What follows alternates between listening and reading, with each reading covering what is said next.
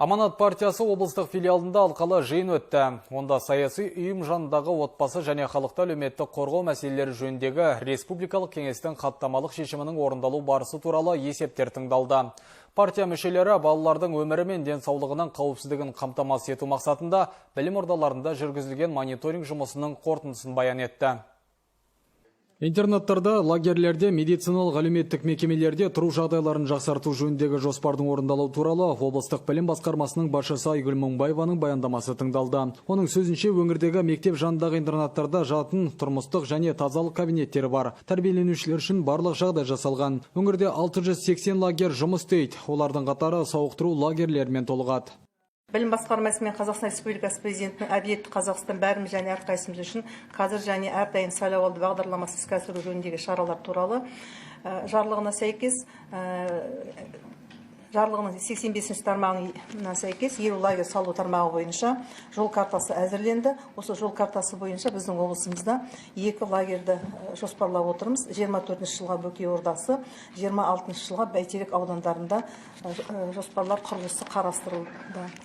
Білім ордаларында балалардың өмір қауіпсіздігіне баса мән беріледі. Террористік тұрғыдан осал нысандардың тізбесіне 369 мектеп енгізіліп, тиісті іс-шаралар атқарылды. 193 мектепте, яғни 82%-ында мектеп хабарландыру жүйесімен қамтамасыз етілді. 148 мектептің 97%, яғни бейнебақылау жүйесі жедел басқару орталығына қосылды. 153 мектепте дабыл түймесі 100%, яғни сосын 74 мектепте 89% турникеттер орнатылды. 80 мектепте, яғни 96%-ында лицензияланған күзет енгізілді.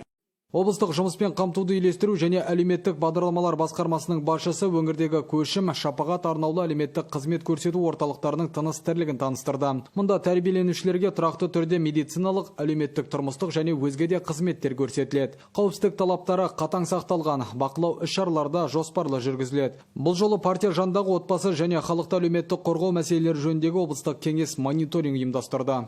Мектептердің ішіндегі баспалдақтар аралығындағы қоршаулардың, жалпы қоршаулардың болуы, мектеп және мектеп аумағындағы ашық люктардың болуы, сонымен бірге мектеп аумағындағы жол белгілерінің сапалығы, бейнебақылау жүйесі, дабыл түймесі жүйесінің қосылуы, сонымен бірге білім беру ұйымдарындағы күзет мекемелерінің қызмет сапасы сараланбақ. Кеңес мүшелері сала басшыларына сұрақтарын жолдап өзекті мәселелер бойынша пікір алысты. Аманаттықтар алдағы уақытта мониторинг тобының санын арттырып, өңір мектептерін кеңінен қамтуды жоспарлап отыр. Ернұр Кінәма, Талғат Мұратбаев, Қалбек Ақырап, Ақжайық ақпарат.